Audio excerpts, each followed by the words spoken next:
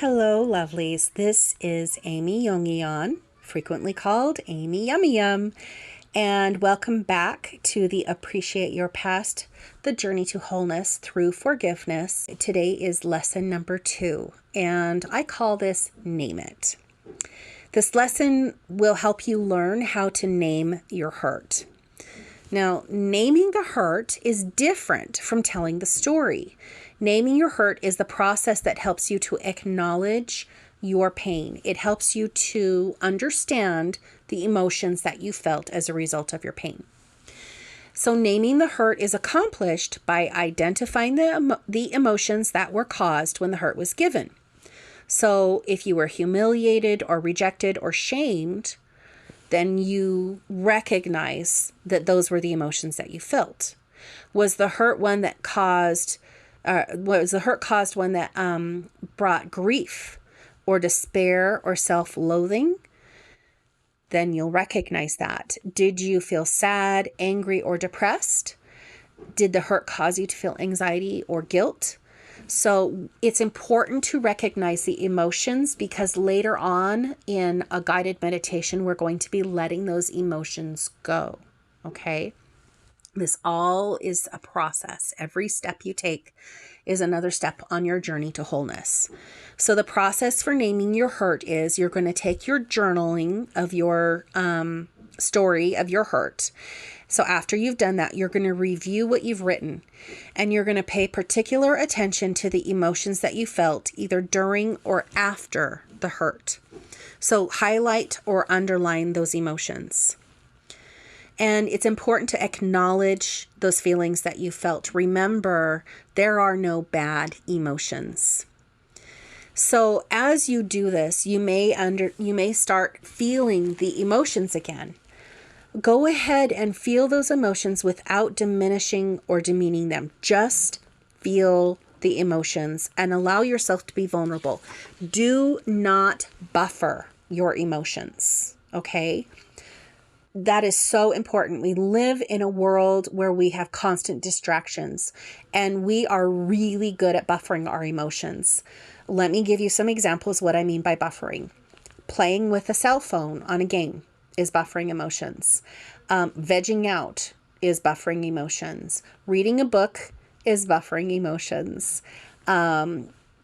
Taking part in sexual activity instead of feeling the emotions, whether that be masturbation or going out and seeking sexual stimulation from your partner, that is buffering emotions. It's what you're doing is you're trying to say, I don't want to feel this grief right now. I'd rather feel pleasure, right? Using drugs or alcohol is a way of buffering emotions, or other things that you can find that are addictive or stimulate pleasure. Okay, that is buffering your emotions. So I know this is a taboo topic. Nobody likes to talk about it.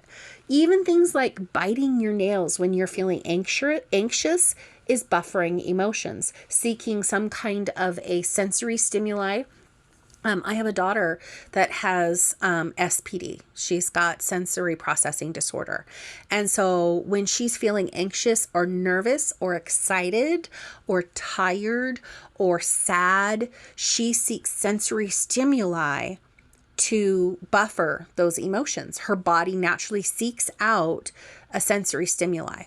And so we live in this world where emotions, we don't like them. Right? Unless they're these happy, positive, loving emotions. And sometimes people even buffer those because they're scared of them. But so it's really, really, really, really important that as we go through this process, open yourself up, allow yourself to be vulnerable, and feel your emotions. Okay, the next step is I want you to take out a clean piece of paper. And on this paper, I want you to draw a picture of yourself. Just go ahead and use a simple stick figure drawing, right? And then you're going to name the hurt that you felt by drawing it on the picture of your body, wherever the hurt was felt. A lot of times, in fact, 99.9% of the times, our emotions are felt in a specific part of our body.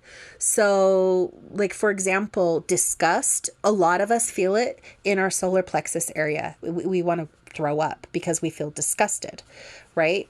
Shame, a lot of times, is felt in our shoulders. We tend to put our head down and hunch our shoulders because it's a burden that we carry, that shame. For a lot of people, unworthy is felt in our lower backs, right? So there's a lot of places your body is tied into your emotions. And so pay attention to those emotions, draw them into your body. If you don't feel like you can assign a particular emotion to a place in your body, but you just feel it everywhere, like panic or anxiety, a lot of people, they'll feel it as heart palpitations, or some people will just feel it like a jittery all over sensation. Then take the color that you are assigning to that emotion and draw it in an aura around your body. So give each emotion a color and a shape, or maybe a texture. So like a scratchy texture or a swirly texture, whatever feels right to you, and put it on your body in your picture. Now, I want you to know this hurt, these emotions belong to you. And it's totally okay to feel them. It's totally okay to name them, because your hurt is real. I also want to make sure, this is one of my therapeutic art exercises. I'm a certified therapeutic art life coach, and it's it's a really powerful exercise. But I also understand that as you do this, some people can become very, very depressed or suicidal, or they feel like they want to hurt themselves, maybe cutting or participate in drug or alcohol abuse. If this is the case, I want you to stop the activity and contact a qualified licensed mental health provider.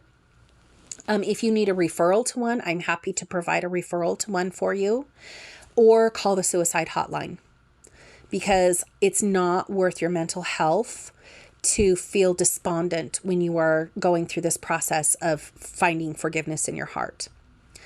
Now, after you're done with your drawing, take the picture and destroy it by either shredding it or burning it. And then once you're ready, we'll move on to the next step of claiming the truth of your story. So go ahead and do your heart work now. And when you're ready, we'll go on to the next lesson.